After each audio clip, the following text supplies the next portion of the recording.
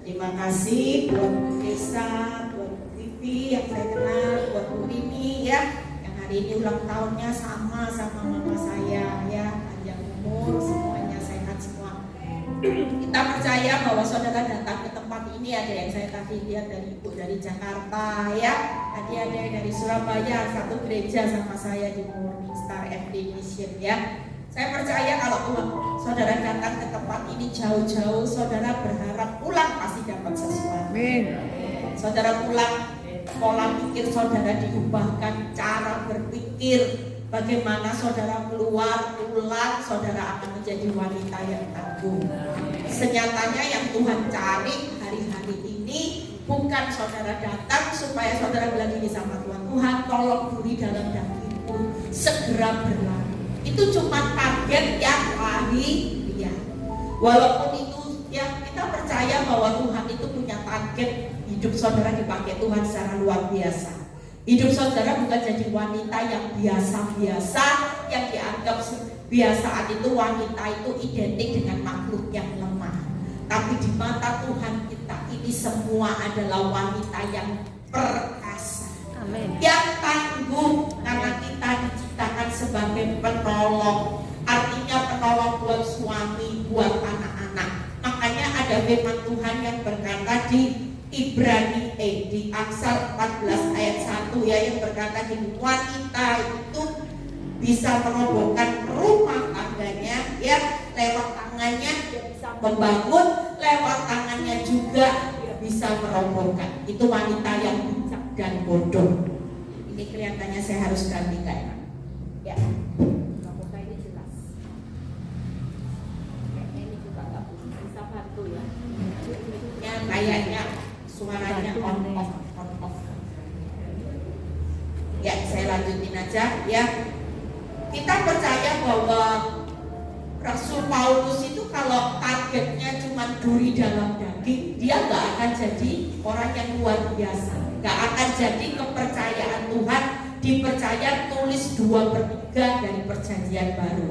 Tapi waktu Rasul Paulus tahu tujuan hidupnya adalah Kristus, sekalipun lahirianya makin merosot, dia tahu batinianya akan diperbarui oleh Kristus, di mana saat kelemahannya kuasa Tuhan jadi sempurna, hidupnya menjadi kuat, hidupnya menjadi luar biasa bersama Tuhan. Amin.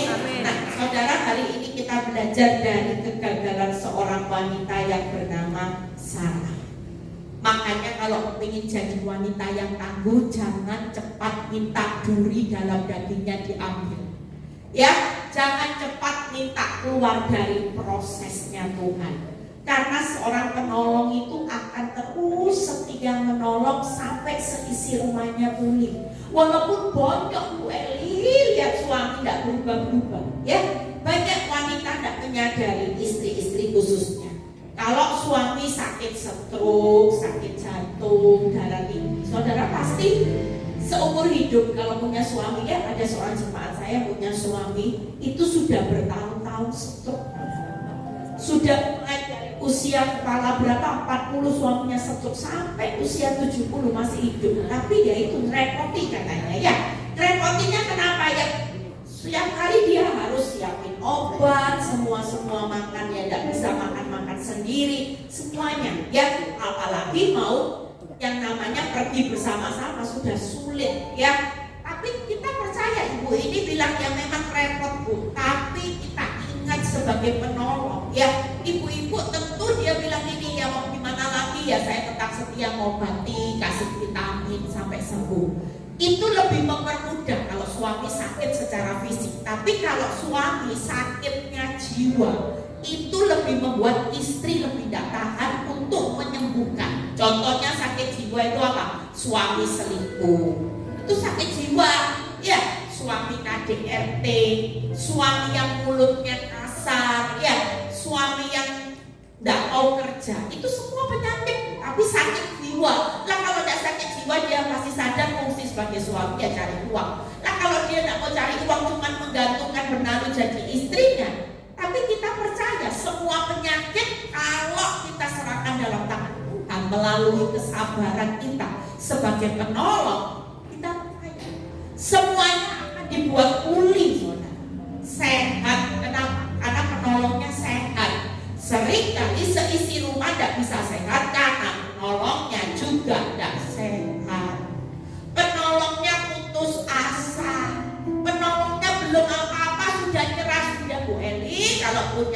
selingkuh, sudah ditukar tambah aja dengan keluaran yang tahun lebih baru supaya hidup saya bahagia. Nah itu saudara sedang ambil pena sutradara.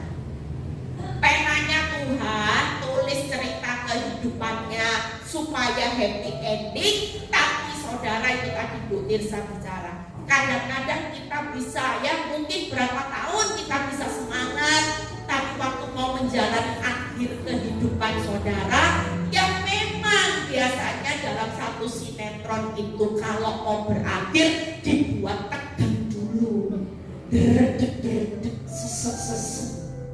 Tapi waktu itu dijalani sampai akhir, saudara akan melihat finishing well, happy ending, segala sesuatu dibuat. Nah, kehidupan saudara sedang terjadi. Setiap kita pasti punya sinetron kehidupan masing-masing. Ada suaminya yang sakit jiwa pelit, ada yang suaminya mulutnya kasar, ada yang suka selingkuh, ada yang suka judi.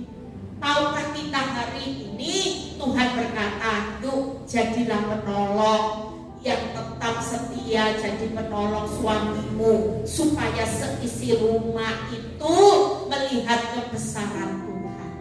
Saya percaya dalam kehidupan saya tidak perlu mendidik anak itu terlalu, kamu harus ini firman, enggak. Tapi ketika dia melihat setiap teladan kehidupan, saya percaya kalau nanti sampai happy ending semuanya. Hari-hari ini anak saya belajar apa? Arti pengampunan. Arti pengampunan tanpa syarat. Dia tidak perlu cari di firman Tuhan. Dia belajar dari mamanya yang bisa terima papanya apa adanya.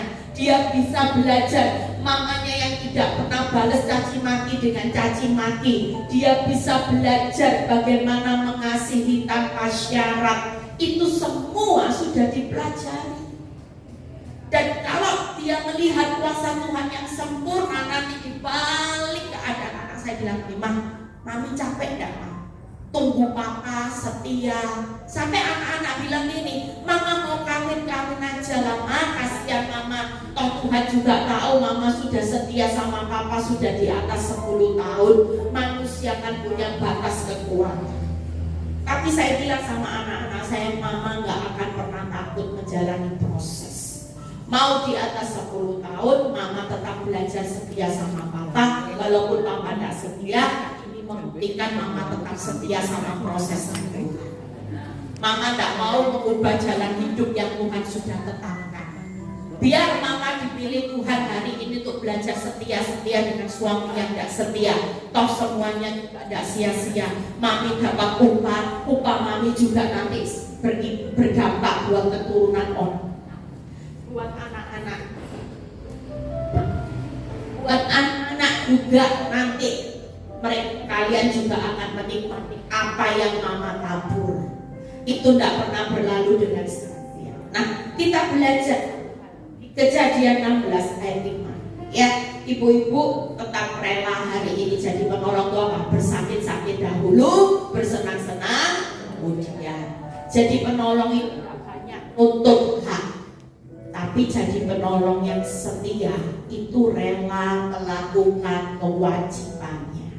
Sekalipun waktu kau berbuat baik sama suami, masakin masakan dicatat dan enak, tidak dihormati, setia suami tidak setia terus, setia diampuni suami selingkuh terus, itu namanya penolong yang rela untuk melakukan kewajibannya tanpa menuntut hak. Bersakit-sakit memang dahulu, tapi nanti bersenang-senangnya selamanya itu akan Tuhan berikan. Karena itu memang hak kita sebagai orang benar. Yang berjalan majunya harus bercucuran air mata. Nanti hak saudara pulang bersorak-sorai, pasti Tuhan menanti. Amin. Baca Kejadian 16 ayat 5. Ya, ayat 5 sampai berapa ini? Lalu berkatalah Sarah ya kepada Abraham, penghinaan yang berita ini adalah tanggung jawabmu.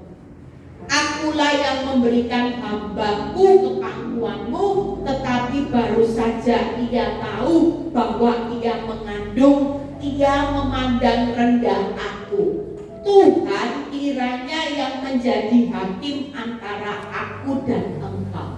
Seringkali kita tahu bahwa Sarah karena tidak sabar menantikan janji Tuhan, sudah dikasih tahu janji Tuhan itu Ishak. Tapi karena dia mempercepat waktunya Tuhan dengan pola pikir, dia pikir kalau dia kasih Hagar, dia punya keturunan, ya memang dapat. Sama-sama mungkin. Kalau kita sabar, kita dapat Ishak. Tapi karena tidak sabar, dia juga dapat, tapi dapatnya Ismail. Bikin masalah enggak? Gara-gara tidak sabar. Hari ini kita juga ngalami yang namanya keturunan Ismail dan Ishak sulit untuk berdamai. Sementara Sarah tidak menuai apa yang dia tabur dengan mempercepat waktunya Tuhan. Akhirnya penyesalan kan, marah. Tadinya yang suruh Abraham untuk mengawini Hagar untuk punya keturunan, ya Sarah sendiri. Tapi akhirnya dia mengalami apa? Penghinaan, penderitaan, direndahkan. Akibatnya tidak happy ending. Segala sesuatu tidak indah hanya karena tidak sabar. Dampaknya juga berkepanjangan. Makanya alangkah jauh lebih baik kalau Tuhan sudah menempatkan saudara sebagai wanita yang tangguh, berarti setialah sebagai penolong. Jangan hari ini bandingkan hidupmu dengan tetangga, dengan teman baik. Kok enak ya, punya suami sayang, tidak pelit, baik, mulutnya tidak kasar. Lihat suami sendiri, waduh, ini tidak layak saya lebih cantik dari tetangga saya. Nah, tetangga saya mulutnya tongkos, Bu. Tapi suaminya, Bu Eli, baiklah saya ini cantik, Bu Eli. Semua yang saya lakukan hari ini sudah melayani suami, saya juga sudah operasi ke Korea, sudah tarik benang sana sini kencengnya luar biasa, tapi suami ya tetap tidak berubah. Yang jadi pertanyaannya, apakah kita tetap mau jadi wanita yang tangguh, jadi istri yang setia dan gampang menyerah? Kenapa? Karena Tuhan sudah tetapkan, tidak pernah salah. Kalau Tuhan bilang istri penolong, berarti saudara dan saya bukan makhluk yang lemah. Saudara dan saya pasti jadi wanita-wanita yang tangguh, lebih kuat, karena saudara percaya bisa menyelamatkan seisi rumah. Apa yang saya lakukan? Saya sendiri bukan jadi wanita istri yang baik di masa lalu. Saya seorang istri yang preman. Saya tidak pernah tunduk sama suami. Kalau suami saya satu kata, tanya mama saya bisa 100 kata. Saya merasa bahwa suami saya harus tunduk sama saya. Saya merasa saya punya suami yang sabar, tapi yang kelewatan saya. Saking sabarnya saya tidak menghormati dia. Saya anggap kebiasaan saya suka marah. Ya ini memang ya, kamu kawin sama saya, tahulah saya apa adanya. Tapi hari ini saya sadar, ya, kita percaya bahwa jangan sampai kita mempercepat waktunya Tuhan. Jangan sampai kita seperti Sarah, karena kita tidak sabar menantikan janjinya Tuhan dalam rumah tangga sudah dikasih tahu. Percayalah, setiap kita kalau sabar, kita pasti menikmati anggur manisnya Tuhan di balik perkawinan kita. Kita pasti akan melihat anak cucu kita diberkati. Bagaimana ketika ada orang benar yang berdiri dalam satu rumah tangga. Saya waktu anak saya ambruk, suami saya ambruk, benar-benar anak 3 kepahitan lihat papanya. Suami saya lebih tahu sudah hidupnya berselingkuh sampai punya 2 anak. Hidup saya hancur. Saya isinya cuma sakit hati, kepahitan, jengkel, rasa mau menyerah, rasa mau bukan cerai. Itu semua pikiran ada di sini. Pikiran yang cuma negatif. Tapi waktu saya bertemu dengan Tuhan, saya bertemu dengan firman-Nya, di situ Tuhan mulai memampukan hidup saya. Tuhan bilang ini, ingat, kalau tiangnya aja tidak bisa berdiri teguh, ambruk, seisi rumahmu ambruk. Tapi kalau engkau sebagai tiang penolong, saya bilang, saya nggak punya kemampuan, Tuhan. Suami saya sudah tidak cinta sama saya. Dia sudah bilang sama saya, kamu harus terima wanita ini jadi bagianmu seumur hidup, karena kamu punya 3 anak, dia punya 2 anak. Dan waktu dia tidak tidur di rumah, dia bilang gini sama saya, saya sudah cukup temani kamu sampai anak-anak sudah 3, sudah SMP. Yang paling besar waktu itu saya ingat ya, anak saya sekarang besar sudah menikah. Waktu papanya selingkuh, anak saya SMP. Saya ingat, suami saya bilang gini, nah sementara anak saya 2 masih kecil-kecil, masih bayi, butuh perhatian saya. Jadi saya nggak bisa tidur di rumah hilang. Yang 3 sudah cukup kasih sayang saya, yang 2 butuh kasih sayang saya. Coba mau ngomong apa? Dan waktu saya mau ambil putus asa, Tuhan datang dengan firman. Tuhan bilang ini, kau masih punya kekuatan imanmu masih bisa. Iman sebesar biji sesawi itu bisa memindahkan gunung persoalan jadi gunung. Jangan dianggap dengan iman yang kelihatannya nggak ada apa-apanya, tapi waktu engkau memilih percaya, engkau akan melihat bagaimana rasa percayamu itu akan mengubah keadaan. Dan Tuhan bilang ini, kau masih punya kekuatan doa kan? Tuhan, itu lebih seksi, itu lebih mudah, mulutnya lebih manis. Waktu suami saya selingkuh, selingkuhannya umur 20, saya kepala 4 saudara. 2 kali lipat. Coba mau ada operasi tarik mana yang bisa membandingkan saya umur 20 bersaing sama pelakon, nggak ada. Hari itu iblis mulai mengintimidasi saya, seolah-olah saya hidup dalam keterpurukan. Yang mungkin sudah tidak bisa berbuat apa-apa, pikiran iblis cuma bilang ini cerai aja. Masih banyak duda-duda di luar sana. Tidak semua orang pernikahan kedua yang hidupnya terpuruk. Banyak sudah bersuami kedua, lebih banyak uang, lebih tajir, lebih sukses, lebih ganteng. Kamu kan bisa tunjukin kalau kamu laku, aku laku. Itu harga diri kayak di kota. Kayak ya bener ya. Siapa aku? Tapi waktu Tuhan berbicara buat hidup saya, kamu punya kekuatan doa yang gak perlu cari modal, cari di Korea, mau operasi tarik-tarik dulu. Tapi modal doa orang benar jauh lebih besar kuasanya.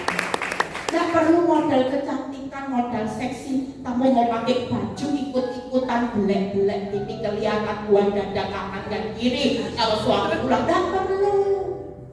Kekuatan iman, doa dan pengharapanmu yang nanti pada akhirnya akan melihat hasil yang tidak pernah ada. Amin. Ketika Tuhan memberikan saya satu peneguhan itu, saya mulai bangkit. Saya tahu saya tidak perlu cari orang pintar, cari tahu detektif di mana suami saya berada.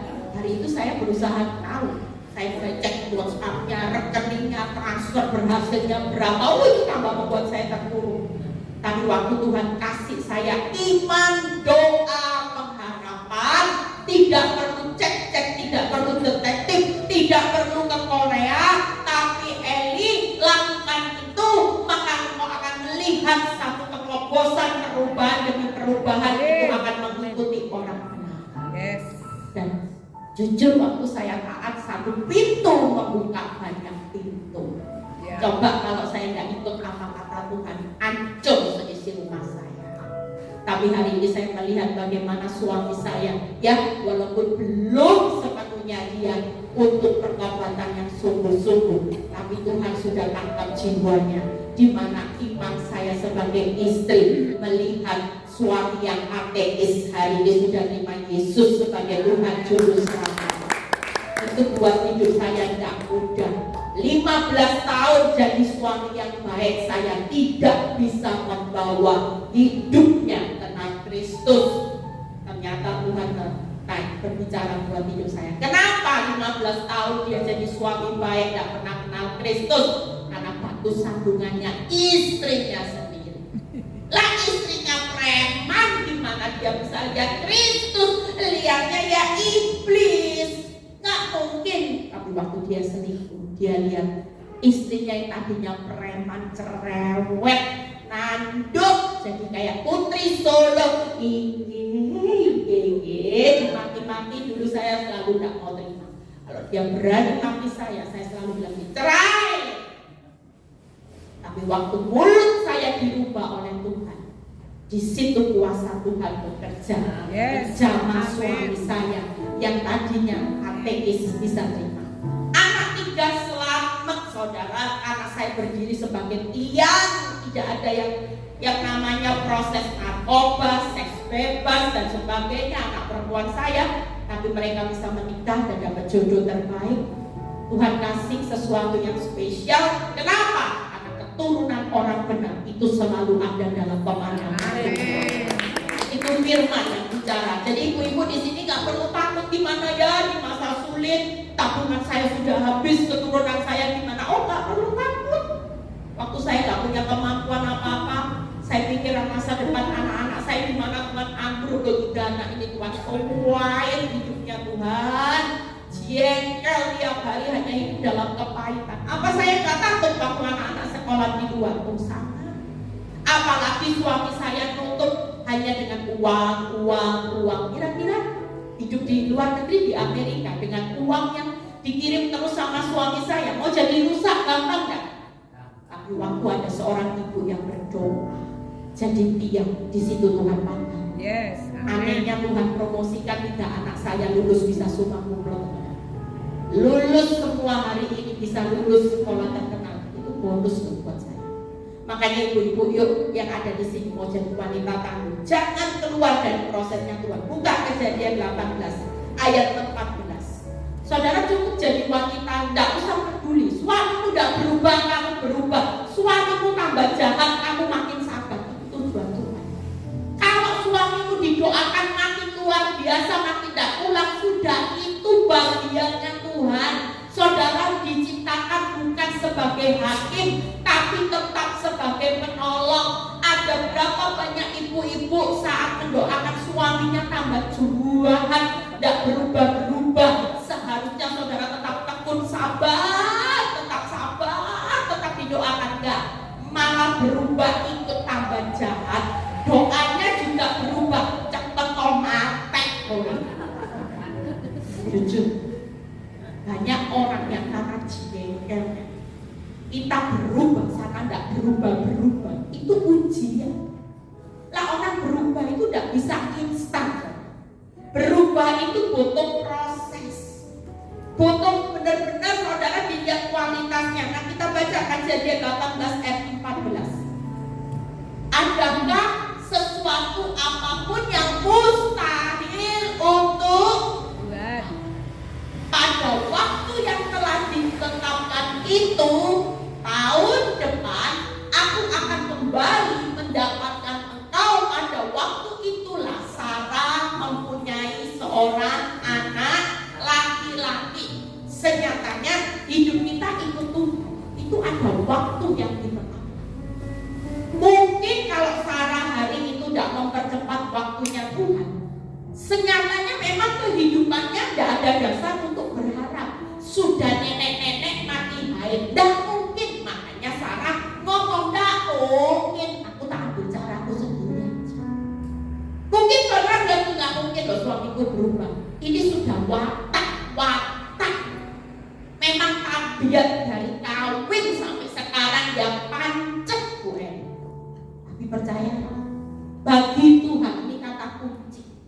Adakah sesuatu apapun yang mustahil? Artinya gini sentuhan hari ini, ibu-ibu kalau mau jadi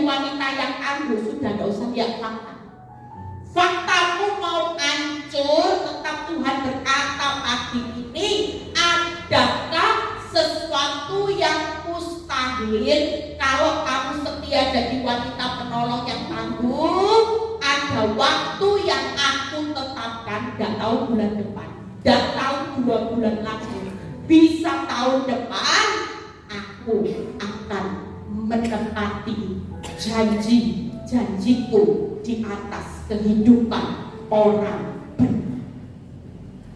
Hari ini banyak orang sulit untuk bertahan menjadi wanita penolong. Kenapa? Karena yang dihadapi sudah parah. Semakin buruk, semakin tidak ada bukti baik, saudara mulai kecil nyalinya. Makanya saya bilang ini, waktu saya baca ayat ini, ya, bagi Tuhan, kalau kau mengubah suamimu, itu cuma sekejap. Mau mengubah keuanganmu, ya cuma kembali telapak tangan. Semuanya itu mudah buat Tuhan. Apa yang tidak bisa Tuhan lakukan, Dia Tuhan kok. Hari ini Dia berfirman, mau menjadikan saudara seperti apa, itu suka-sukanya Tuhan. Tapi buat Tuhan, kenapa? Dia tidak melakukan semua instan. Karena kalau semua instan, saudara tidak berubah. Bagi Tuhan itu gampang untuk merubah keadaan yang di luar. Lah kalau saudara dijawab cepat semua, target Tuhan tidak berhasil dalam hidup saudara jadi orang benar. Orang benar tapi bantah, tidak ada buahnya. Buah rohnya ya tidak maksimal, karakter Kristus juga tidak maksimal. Lah untuk membentuk karakter Kristus itu tidak bisa instan. Untuk melatih iman orang percaya nggak bisa instan. Jujur, coba cek siapa yang jadi orang Kristen sejak lahir. Mungkin saudara bilang ini, Bu, saya jadi orang Kristen 50 tahun, tapi dites uji sampai hari ini, punya rasa takut, khawatirnya besar kan? Kalau saudara bilang iya, saya kenal Tuhan tuh 50 tahun, ikut Kristus 50 tahun jadi orang Kristen, tapi jujur Bu, hari ini kekhawatiran saya juga besar. Nah ini yang Tuhan lihat orang Kristen gagal itu di sini. Tuhan bisa menolong segala sesuatu instan, tapi Tuhan tidak bisa membuat saudara itu jadi orang Kristen, orang benar, imannya yang di atas rata-rata. Makanya Ayub saleh, taat, menjauhi kejahatan orang benar. Kenapa Ayub diproses habis-habisan? Karena tujuan Tuhan. Dia tidak bisa mengubah Ayub jadi murni seperti emas tanpa proses.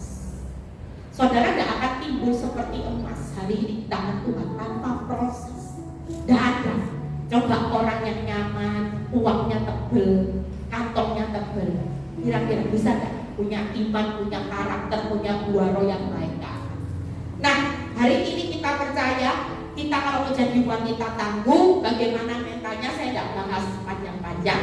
Ya, yang penting saudara hari ini setialah jadi penolong yang tangguh sampai pada akhir menutup mata, sampai maut memisahkan. Sudah, tidak usah penawaran lagi. Kenapa Bu Eli? Karena jelas Tuhan benci perceraian dan Tuhan menghormati perkawinan. Itu yang membuat kita tidak boleh tawar-menawar dalam urusan pernikahan, dan saudara tetap setia aja sebagai penolong. Amin. Yang pasti rumah tanggamu mau seperti apapun, Tuhan itu tetap akan menolong pada waktunya dengan cara yang ajaib. Yes. Jadi tidak usah bingung, Bu, gimana ya Bu, ubah suami yang selingkuh, yang seperti ini, nggak usah. Tapi Tuhan punya cara. Saya melihat bagaimana nanti kalau proses hidup saya sudah selesai, saya akan cerita bagaimana Tuhan melawat suami saya. Jangan dipikir orang berdosa itu hidupnya bisa di atas angin. Enggak. Senyatanya hidup orang berdosa itu hancur.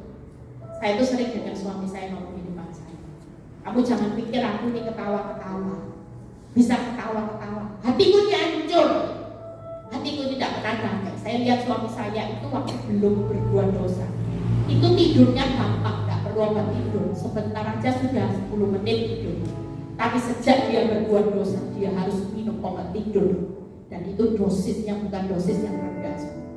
Itu menandakan. Sementara saya yang disakiti hati, teman-teman saya bilang ini, aneh ya, suamimu yang nyakiti kamu mukanya wah, mukanya kayak depresi. Lah kamu yang disakiti lo mukanya penuh sinar kemuliaan, hidupmu sukacita, hidupmu malah jadi berkat buat banyak orang. Nah, itu bedanya. Yuk kita lihat ayatnya, bagaimana kita. Kalau kita hari ini menjadi wanita yang tangguh. Buka 2 Korintus 10 ayat 17 sampai 18. Hari ini tidak ada lain, jangan tunggu masalah selesai baru mau jadi wanita tangguh. Sekalipun kita ada di dalam masalah, tetaplah jadi wanita tangguh, setia sampai mati, menjadi penolong. Yuk kita baca. Tetapi barang siapa berpegang, apa saudara? Hendaklah ia berpegang di dalam Tuhan. Berikutnya, sebab bukan orang yang memuji dirinya yang tahan uji, melainkan orang yang dipuji Tuhan. Saudara percaya kalau hari ini saudara jadi istri yang tangguh menghadapi tantangan 3 hal. Yuk kita lihat PowerPoint-nya, bisa dibuka, tadi sudah dikasih ya. Yang pertama, bagaimana kita menjadi wanita yang tangguh. Orang yang bisa berpegang itu pasti yang pertama bisa bersyukur atas apa yang ada di depan kita saat ini. Tidak mungkin kalau saudara bisa berpegang tanpa rasa syukur. Tuhan, terima kasih. Saya hari ini mengerti kenapa saya punya suami yang limited edition. Saya bersyukur lewat suami limited edition dengan perbuatannya yang selingkuh buat saya hari ini menjadi hamba Tuhan. Dulu ibu sosialita yang gak jelas, sekarang saya jelas hidup dalam panggilan Tuhan. Berarti bersyukur gak buat semua proses ini? Oh, terima kasih Tuhan. Coba tanpa perbuatan suami selingkuh, saya gak akan pernah jadi hamba Tuhan, jadi wanita yang menguatkan banyak wanita ibu-ibu yang lagi dalam proses rumah tangga. Gak mungkin saudara. Yang kedua, yaitu berpegang di atas kelemahan kekurangan kita karena kita punya Tuhan. Jadi ibu-ibu harus punya semangat hari ini. Jangan tunggu suamimu teletabis dulu, meluk kamu kembali jadi suami yang baik, baru bisa berpegang. Di tengah kelemahan kita berpegang karena kita tahu kita sedang menyelesaikan proyeknya Tuhan. Saya kalau ditanya teman saya, kamu menyesal gak punya suami, kawin sama suami seperti ini? Dulu jawaban saya, iya menyesal. Tahu saya pacaran, menikah sama orang yang dulu naksir saya, pacar lama saya.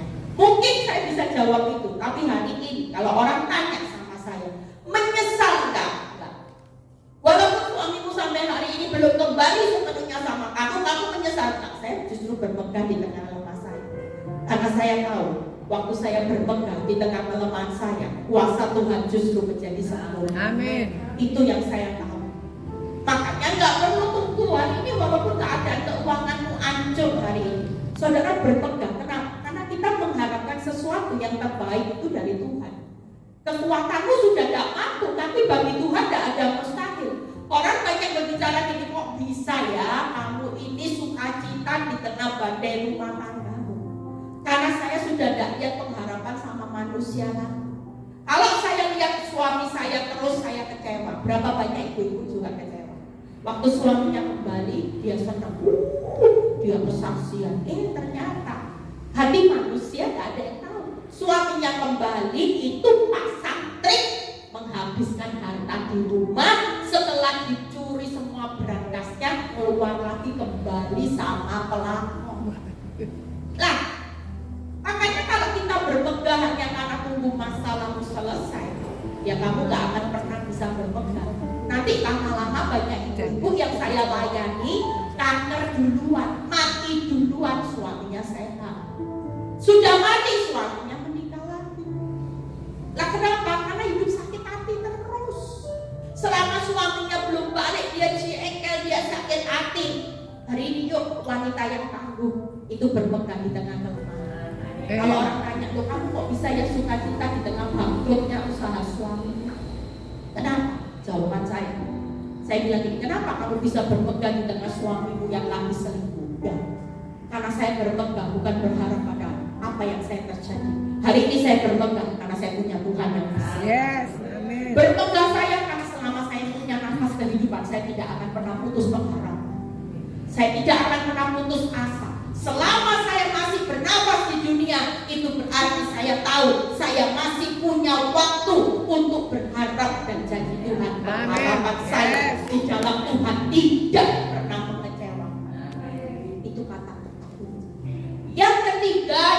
bangga menjadi anak Tuhan yang terpuji, sekalipun manusia merendahkan kita.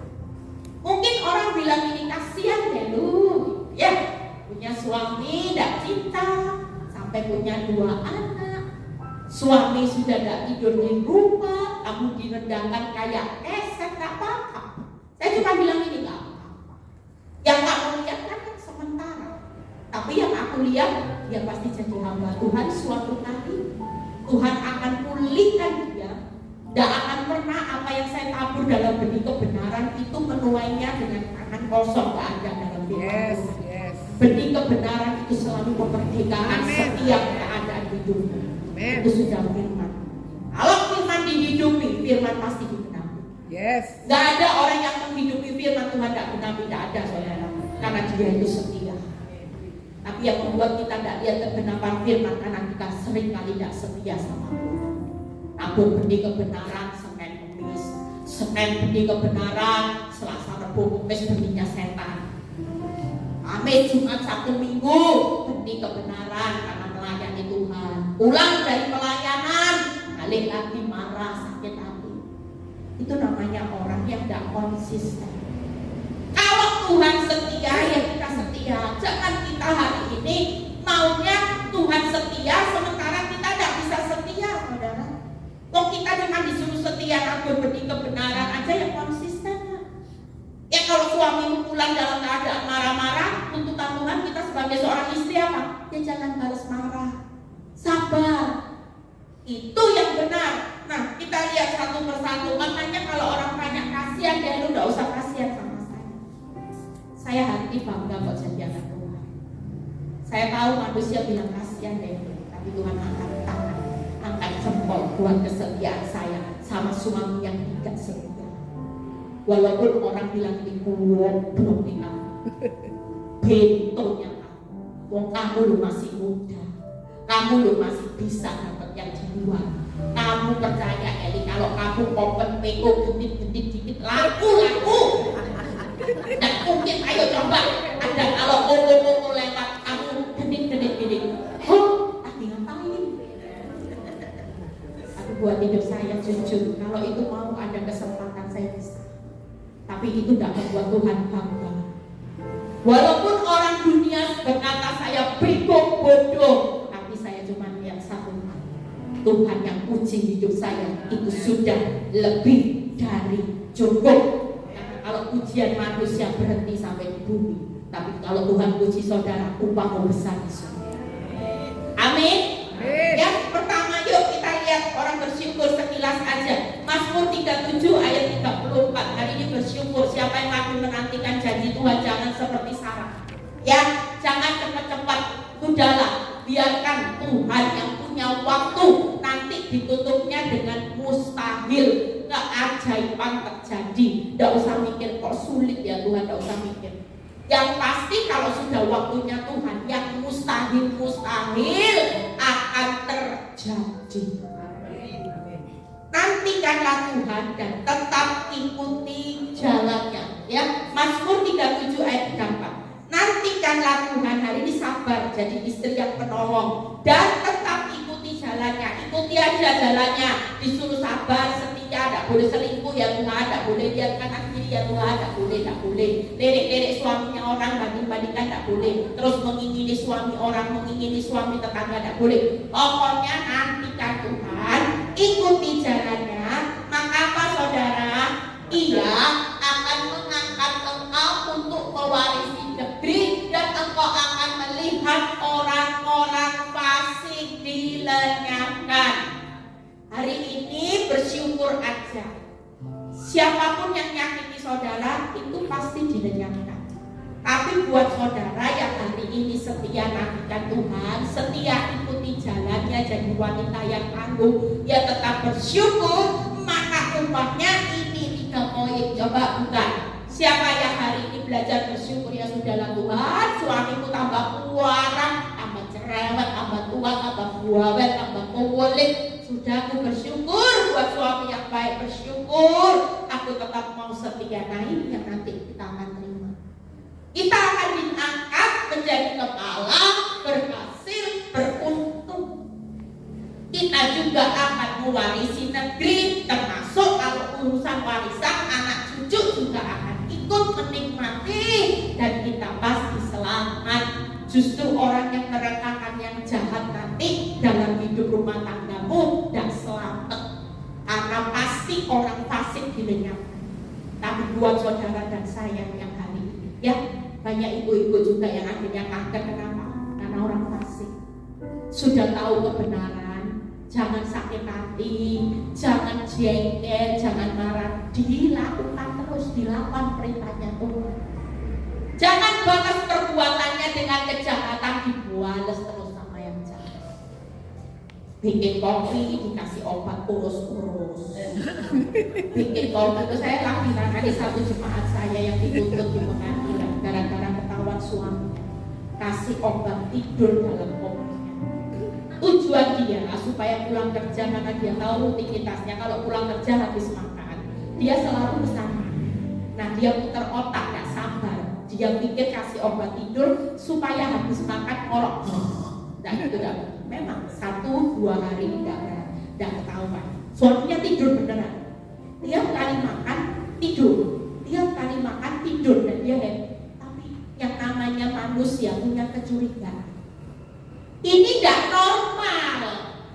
Kalau 1-2 hari lah, bodohnya istrinya, harusnya saya bilang, harusnya kamu satu, nanti hari keempat. Nah ini berhari, saudara, kurang profesional. Lah kalau sekali-kali boleh lah ya, tapi jangan dilakukan. Saya cuma kasih ngomong, kamu ini sekali mau jadi orang yang berbuat salah, preman, tidak profesional, ya ketahuan. Ini dikasih tiap hari tidur, mulai curiga. Tes di lab,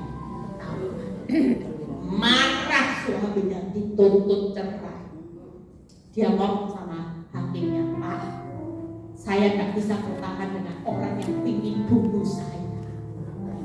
Lancar tidak urusan tok pengadilan? Oh lancar. Walaupun kita ngomong tujuan saya cuma supaya dia betah di rumah, Pak. Oh tidak bisa.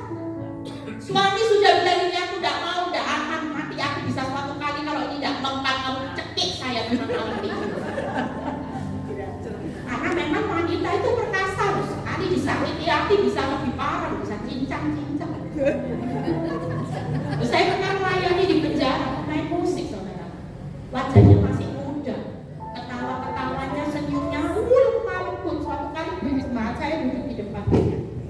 Nah ini iblis gak suka.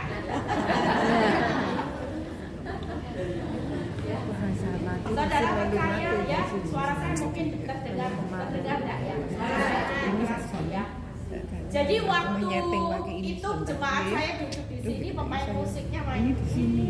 Dia tanya, itu yang main musik itu dihukum kenapa ya? Terus sesama nabi bilang, itu pembunuh. Pembunuh, iya. Hanya gara-gara punya utang ditagih-tagih terus, dia takut hati, ketakutan dia bunuh.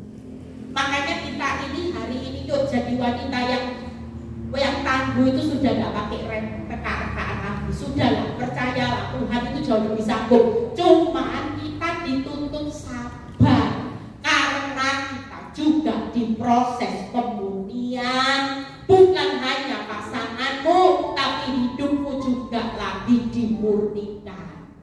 Amin. Yang kedua, yuk bagaimana berpegang. Buka 2 Korintus 12 ayat 9-10. Ya, satu pembahasan kita selesai.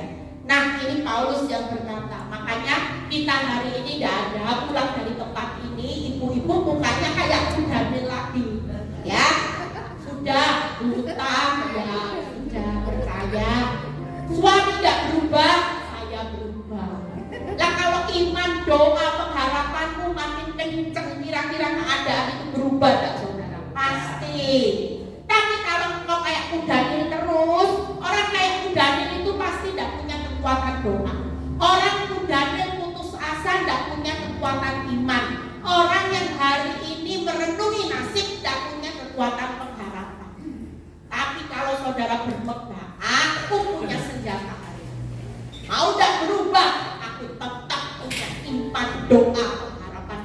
Tuhan yang teguh. Aku percaya semuanya pasti berubah. Kasih karuniaku bagimu, sebab justru dalam kelemahanlah kuasaku menjadi sempurna. Sebab itu terlebih suka. Nah ini dicontoh Paulus. Kalau kita tahu proses itu baik, mendatangkan sesuatu yang baik, jangan tunggu bermegah, tunggu keadaanmu baik-baik. Contoh Paulus bermegahnya atas kelemahan supaya kuasa Kristus turun menaungi aku. Jadi saudara, kalau kita tidak kayak kita hari ini punya semangat bermegah di tengah hutang yang banyak, itu kuasa Kristus turun. Jangan tunggu. Kita tarik kuasa Tuhan itu bukan berarti kalau saudara sudah kaya, sudah teletabis. Tapi walaupun engkau hari ini dalam keterpurukan, tapi iman, doa, pengharapannya terus jalan, itu kuasa Kristus turun. Kalau kuasa Kristus turun, dia akan melakukan apa yang jadi doamu, apa yang jadi imanmu, apa yang jadi pengharapanmu. Dia sedang bekerja mendatangkan kebaikan. Amin. Berikutnya 10. Yang ke-10. Nah, karena itu aku senang dan rela di dalam apa saudara?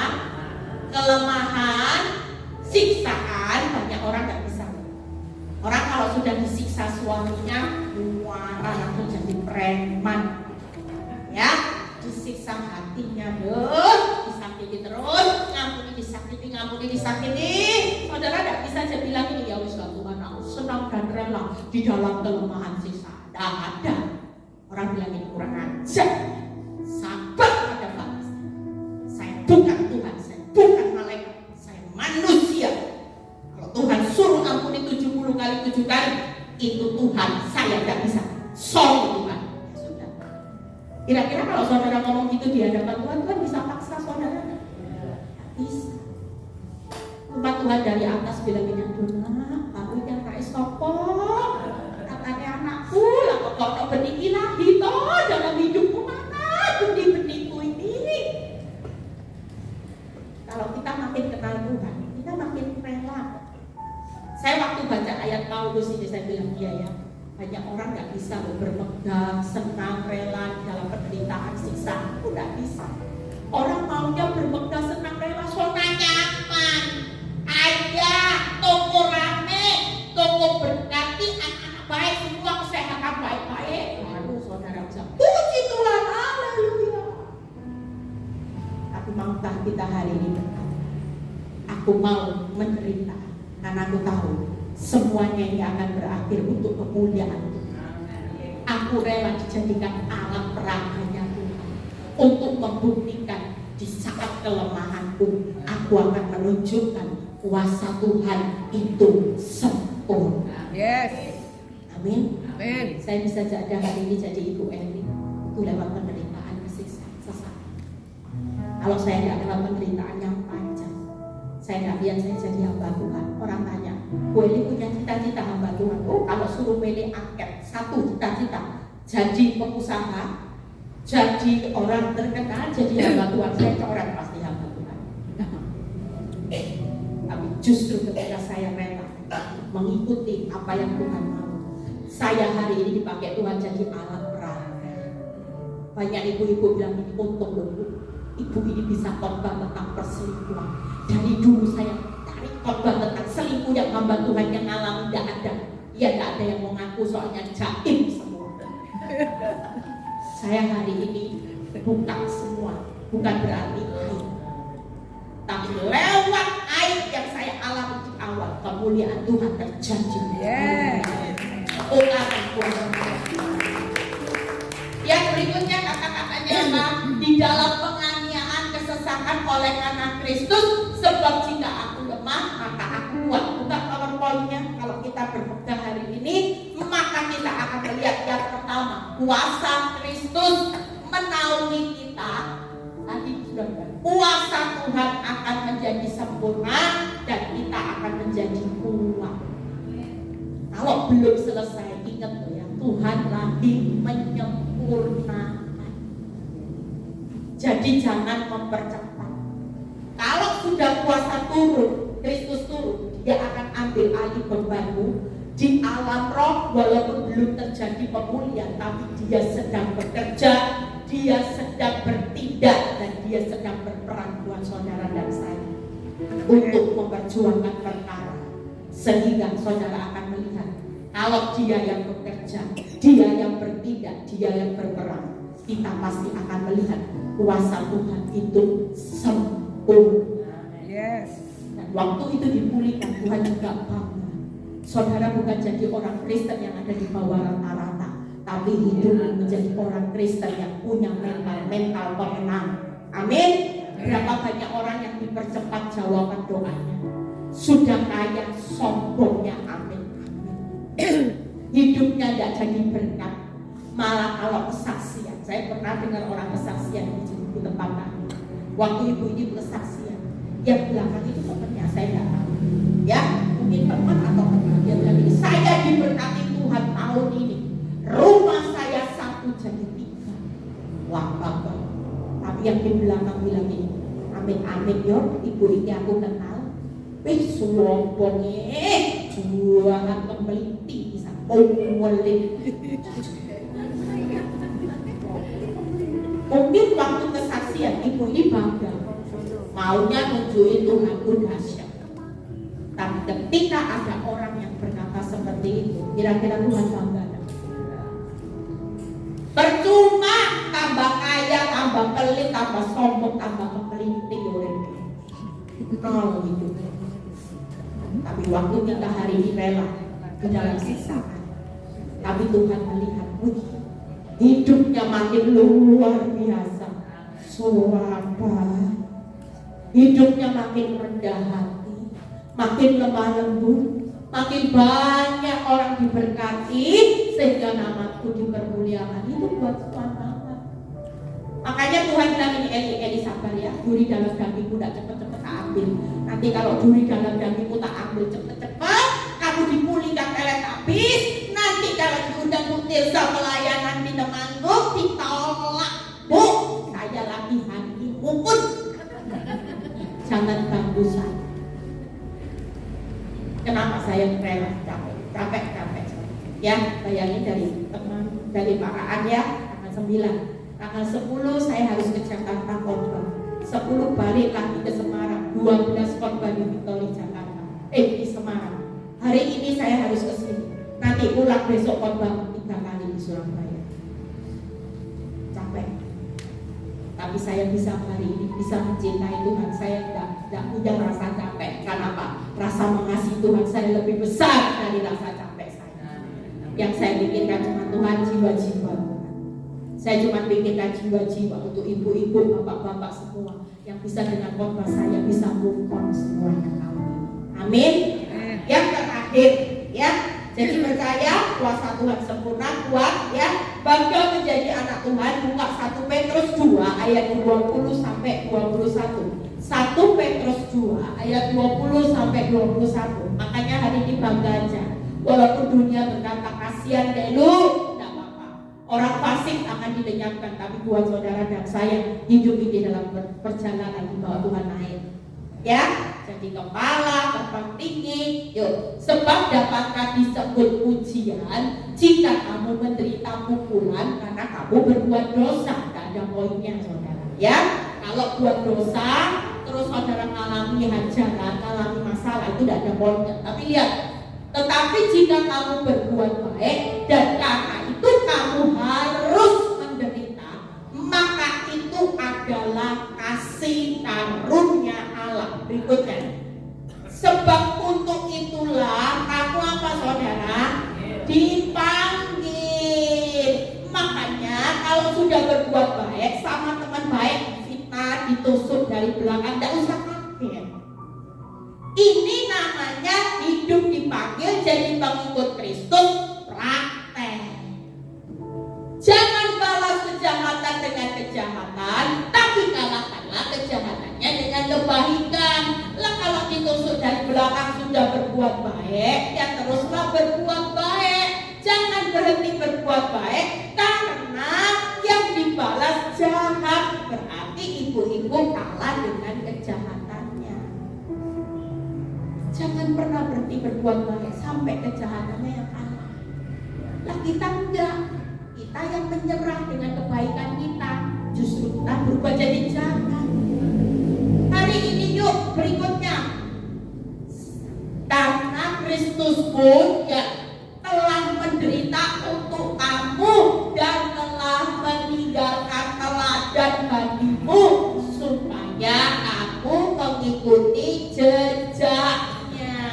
Dan jejaknya Kristus itu selalu tidak mau hari ini mengalahkan kejahatan dengan kejahatan, tapi dengan kebaikan.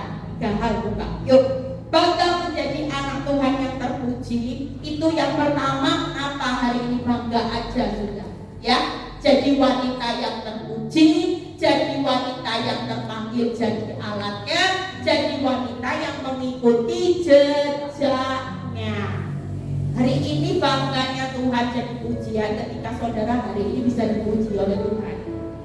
Saudara benar-benar terpanggil untuk jadi alatnya. Alatnya itu apa saudara? Jadi terang dalam dunia, jadi saksi Kristus, ya, jadi laskarnya Kristus, jadi pahlawan. Itu alat Tuhan.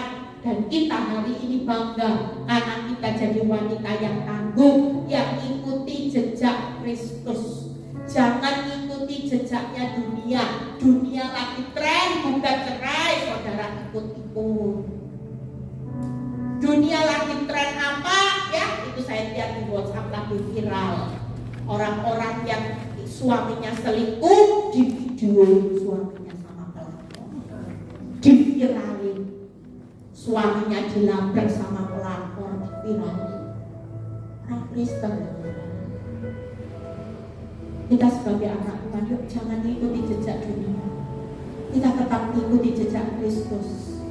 Kasih, sabar, mengampuni.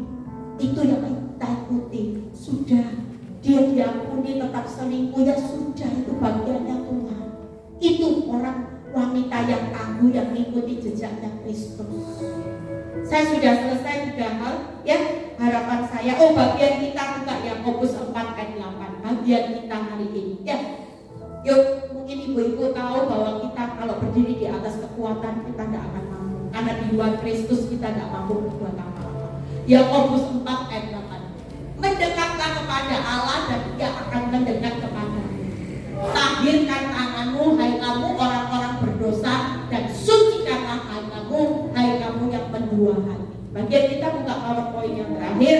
Hari ini tidak ada jalan lain kalau kita mau menjadi wanita yang tangguh. Kita tidak bisa keluar dari sumber kekuatan kita. Jujur kalau saya tidak nempel sama Tuhan, saya tidak mungkin kuat, saudara. Karena waktu saya nempel sama Tuhan, Tuhan mendekat dalam hidup saya. Dan ketika saya dekat sama Tuhan, setiap kali saya terpuruk, setiap kali saya sakit hati, Tuhan itu selalu datang dalam hidup saya. Dia memberikan saya kekuatan. Dia selalu memberikan saya penghiburan di balik semua ini. Dan yang kedua yaitu kita perlu tahirkan dosa. Jangan hidup dalam kepahitan, sakit hati, kebencian, sudah itu dibuang, saudara. Yang ketiga yaitu sucikan hati. Jaga hati, karena hati itu akar dari segala kejahatan. Kalau ibu-ibu tidak bisa jaga hati, nggak mungkin bisa hari ini untuk mentahirkan dosa. Ya, jadi percayalah, saya sudah selesai 3 hal. Jadi bagaimana ibu-ibu kita harus apa?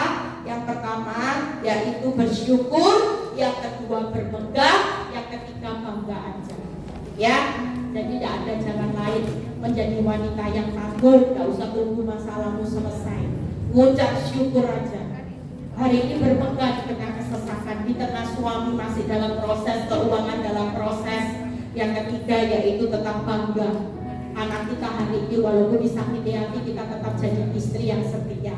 Walaupun suamimu gagal dalam investasi, engkau tidak kabur ninggalin suamimu, cari suami yang lebih kaya, tapi engkau tetap setia menemani suamimu di tengah kebangkrutan. Itulah wanita yang kaya. Yuk bangkit berdiri ya. Nanti ada sesi kedua. Sesi kedua nanti kita akan tutup dengan Al-Hakol ya. Saudara yang punya beban hidup, yang ingin pulang dari tempat ini, aku ingin lepas semua dari keterikatan yang selama ini membuat aku tidak bisa dekat sama Tuhan.